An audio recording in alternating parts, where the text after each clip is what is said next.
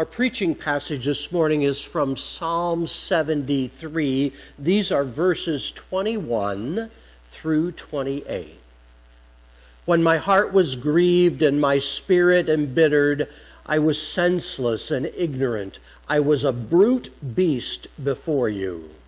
Yet I am always with you. You hold me by my right hand. You guide me with your counsel, and afterward you will take me into glory. Whom have I in heaven but you? And earth has nothing I desire besides you. My flesh and my heart may fail, but God is the strength of my heart and my portion forever. Those who are far from you will perish. All who are unfaithful to you die. But as for me, it is good to be near God. I have made the sovereign Lord my refuge. I will tell of all your deeds. We are working on this sermon series called Made to Make a Difference. And the title of my message this morning is called Following Your Heart. We'll begin with a little story. An elderly man came into the doctor's office one day with his wife, complaining that he wasn't feeling well. And after examining him, the doctor took the wife aside and said to her privately, "Your husband has a heart condition. I'm afraid he's not going to make it unless you treat him like a king. Which means you have to wait on him hand and foot 24 hours a day and make sure he doesn't have to do anything for himself." And when the doctor walked out of the room for a minute, the man asked his wife worriedly, "What did he say?" "Well," she responded, "he said it looks like you're not going to make it."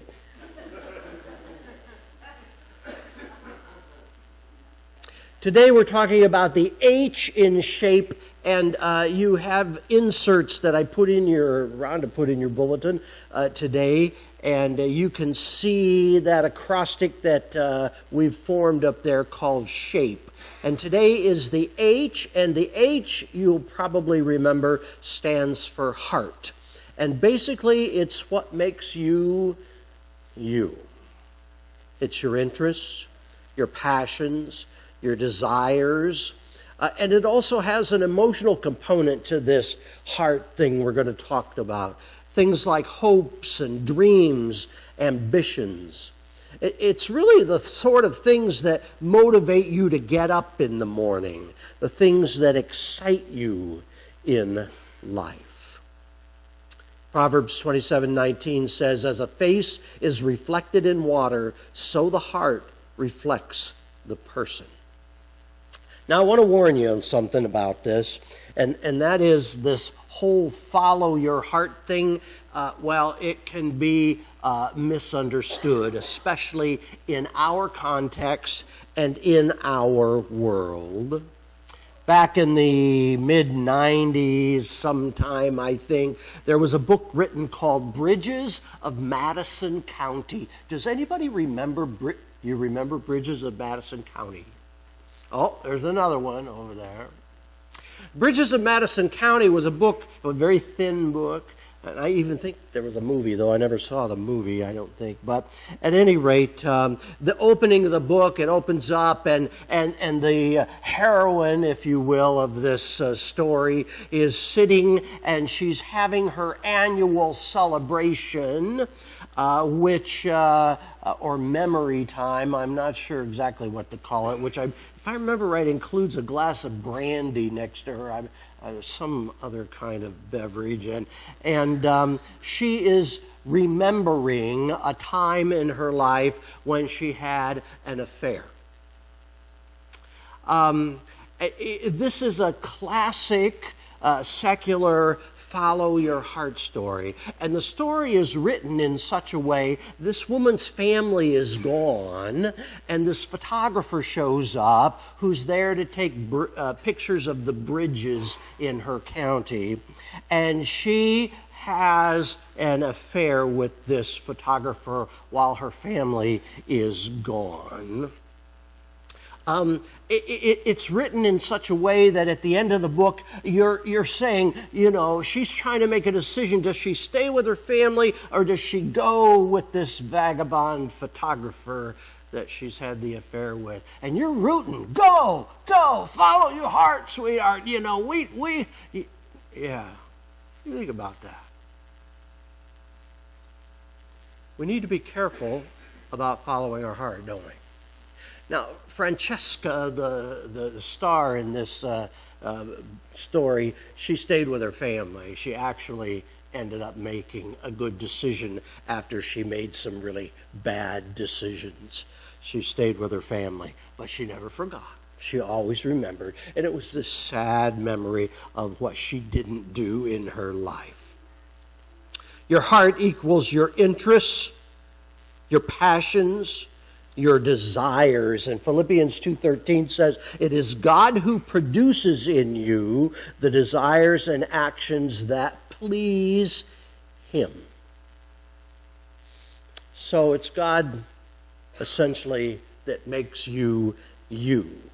He gives you your heart and all of the things that it contains, which shapes who you are. So we're in your notes now where it says, when I do what God shaped me to do. When I do what God shaped me to do, the first one is I enjoy it. And the second one is I'm good at it. When I do what God shaped me to do, I enjoy it and I'm good at it. So the first one is enjoy. It means that you get satisfaction out of doing what God made you to do. In fact, you might say that you delight in it. So my question to you is, do you delight in your work? It's a really good question. There's two attitudes towards work, and we've talked about work quite a bit since I've been here in this congregation. It's a theology that I've spent some time in my personal life fleshing out a little bit, if you will, the theology of work. And there is a powerful theology of work in the Bible. So there's these two attitudes about work. And one of them is you get up in the morning and you say, "Good morning, Lord," and you're excited to start your day. And the other attitude is you get up in the morning and you say, "Good Lord, it's morning. Yeah, I have to do another day." How would you want to spend your life? Would you like a good morning, Lord, life, or a good Lord, it's morning life? I think it's kind of an obvious answer, don't you? Now, if you enjoy your work, if you enjoy your life, you have no need for rewards. You have no need for supervision. You just love what you do. And if you really love what you do, there's a good chance it's what God made you to do. And if you really despise what you do, there's a good chance God made you to do something else, something different. And I would highly recommend that you figure out what that is. And the second thing is, the first one's I enjoy it, and the second thing is I'm good at it. I'm good at it. When you have a heart for it, you have a passion for it, then you produce fruit. You produce fruit. That's one of the ways we know we're doing what God made us to do, because you can see the fruit that you produce as the outcome of your work. There was a school teacher in one of my congregations, and she retired. And a friend of hers was helping her clear out her desk. And they were carrying boxes of things out of her classroom. She had been in that classroom for 32 years as a teacher. And she was carrying one of the boxes of things out to her car, and she turned to her friend and she said, "I can honestly say that every moment of these 32 years in the classroom were sheer misery."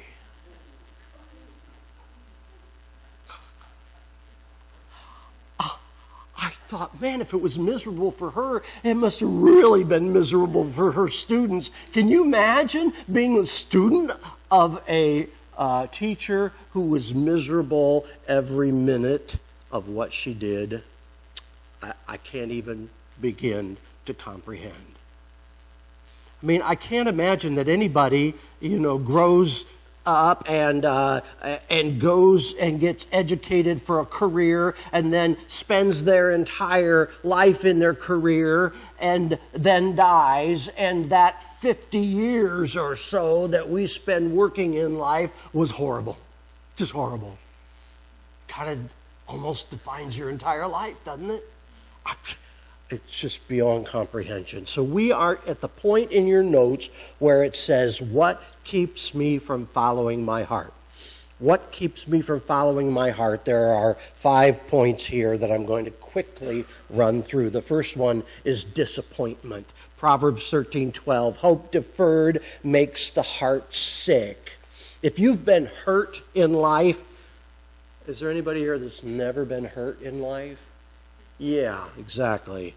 If you've been hurt in life, a lot of times we dwell in the hurt. We give up on our dreams. We give up on our ambitions. We have no energy, no interest, no ambition. Disappointment stands between me and being who God made us to be. The second one is fear. Fear. Fear is the opposite of what? We know the answer to this. Anybody?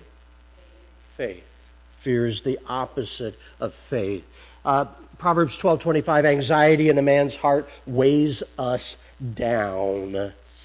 And you can say in a person's heart, anxiety in a person's heart weighs us down. It becomes a self-imposed prison, and it keeps us from following our heart, doing what God created us to do. The third one is guilt. My sins have caught up with me so that I can no longer see. I have lost my heart. Psalm 40:12. There's a huge sack of garbage that some of us carry around on our shoulders all the time. And it weighs us down and it doubles us over, and we feel constant pressure, constant pain, constant sadness because of this. You know what? Jesus died to take that away. That's exactly why he allowed himself to be sacrificed, to take away the guilt. The fourth one is bitterness. When my heart was bitter and I was angry, I was senseless. Psalm 73:21 and 22. Anybody drive their car and they're entirely focused on the rearview mirror? Yeah, everywhere they go, they're looking at what happened behind them, right? Now, if you know anybody like that, they're probably not a very good driver, are they? No. Once in a while, I'd recommend you glance out the windshield and kind of see what's happening in front of you as well. Bitterness is the idea of looking in the rearview mirror all the time. And when you do that, it's kind of like a cancer. It steals your time. It steals your reason for being. It steals your energy. It keeps you from following your heart and being who God made you to be. Now, here's the thing about bitterness. Bitterness, every time you feel it, every time you experience it, you're allowing that person that hurt you to hurt you again. And again, and again, and again. And the person that hurt you, is he hurt with your bitterness? Never. No, never hurts them at all. It only hurts you to be bitter, and it keeps you from following your heart. And the last one is rejection. Rejection. They cut me down with sharpened tinges. They aim their bitter words like arrows straight at my heart. This is a really important one. Because many of us grew up being told lies, and maybe we're still being told lies. Things like we're stupid, we're worthless, we're uncoordinated. Maybe you're the person, remember in the old days they would choose 2 captains for the 2 teams, and then they'd line you all up and the captains had to pick. Maybe you're the person that was chosen last, and if you were, you got a message out of that, didn't you? Yeah, and it wasn't a positive message to be chosen last by the captains.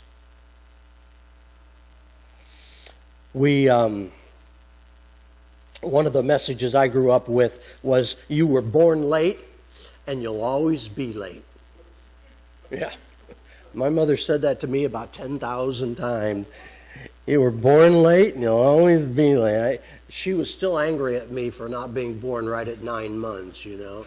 And I figured the doctor just made a mistake. In the 50s, who knew? Anyway. So, I had a secretary once that I promoted to be administrative assistant. And when I offered her the promotion, she said, "Oh, I don't know. I don't think I could do that, you know." And I learned, as I got to know her a little bit, that she grew up with all those negative voices in her head. That she wasn't smart enough, she wasn't pretty enough, she wasn't good enough. She was the best administrative assistant I ever had. She could do everything that she had been told all of her life she could never do. These voices in your heads are lies. They're lies. And you know what those lies do? They keep you from being who God made you to be. Yeah, they keep you from following your heart. Whatever you do, work at it with all your heart as working for the Lord and not for people. Colossians 3:23. Don't let anything get between you and who God made you to be. There's one more. I'm going to add one to this, just kind of almost off the top of my head, and it's temptation.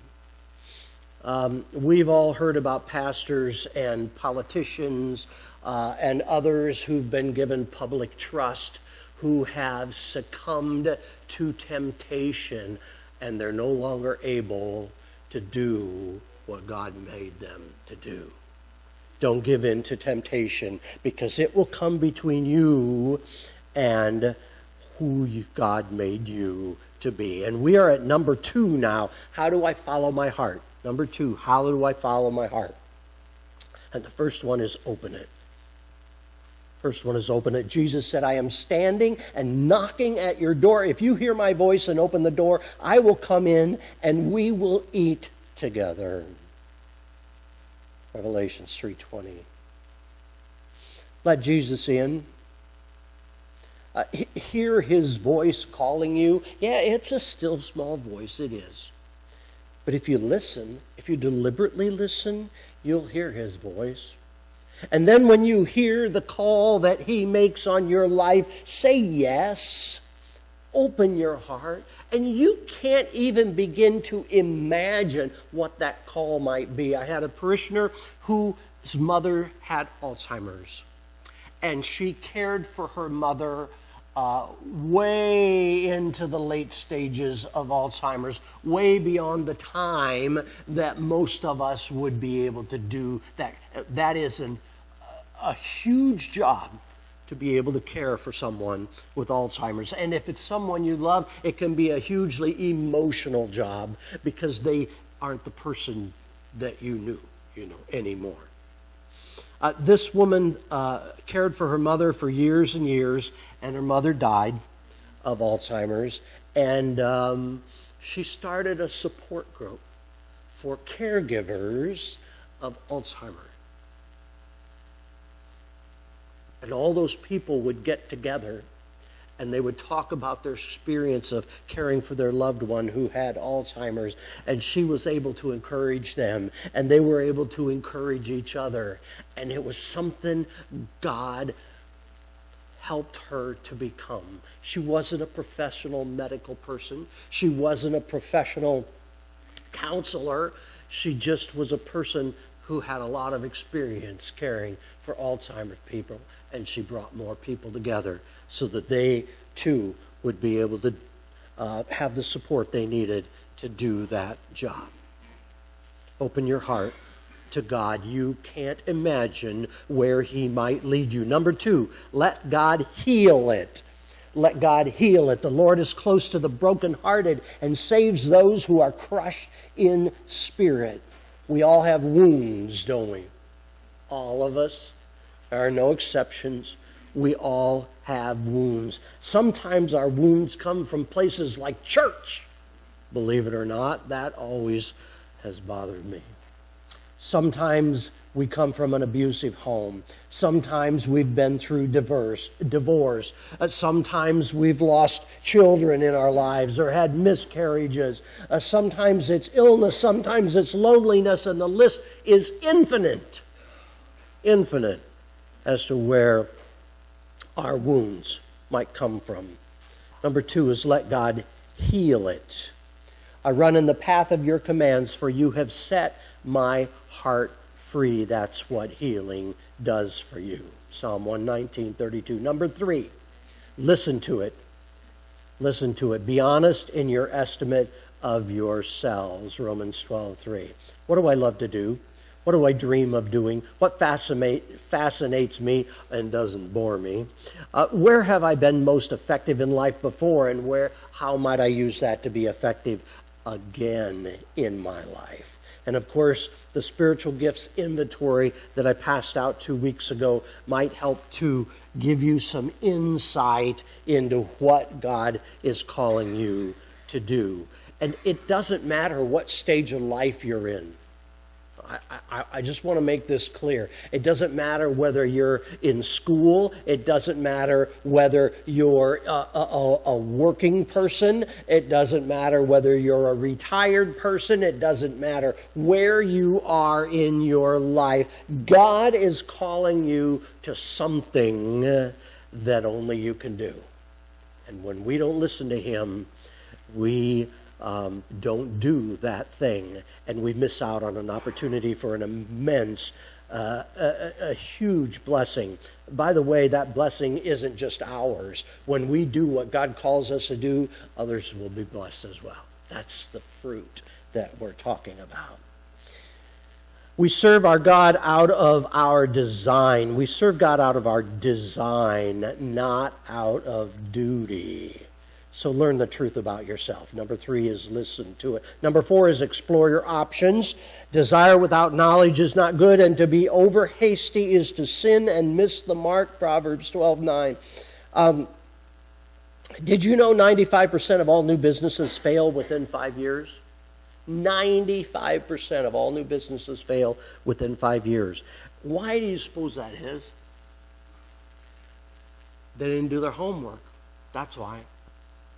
When I hear about somebody taking their last penny, to pay the first month's rent on some commercial building, and they still don't have the money to buy all the inventory or to get the food for their restaurant and hire the people, and, I'm thinking, what are they thinking? There is no way this business is going to be viable. It can't be viable. I can see that on the surface. I don't even have to run a balance sheet on it to see that it's not going to be viable. And sure enough, in a couple months, 3 months, 4 months, 5, whatever happened to that new place that opened up? If you're going to be able to do what God called you to do, you need to do your homework. Just like a new business needs to do their homework. You need to understand your options. So number 4, explore your options. You should meet together and encourage each other. Hebrews 10:25. It's another way to explore your options. Check it out with somebody else. Talk to other business owners. Talk to somebody that has experience in creating this or doing the thing that you believe God's called you to do. Do research, do training, find support, create a plan. And number 5, the very last one, step out in faith. Remember, faith is the opposite of what? Fear. Faith is the opposite of fear. Psalm 37:4, delight yourself in the Lord, and He will give you the desires of your heart. God will bless you if you are doing what He designed you to do. We need to put God first. And Psalm 4:7, you, Lord, have given me greater joy than those who have abundant harvests of grain and wine.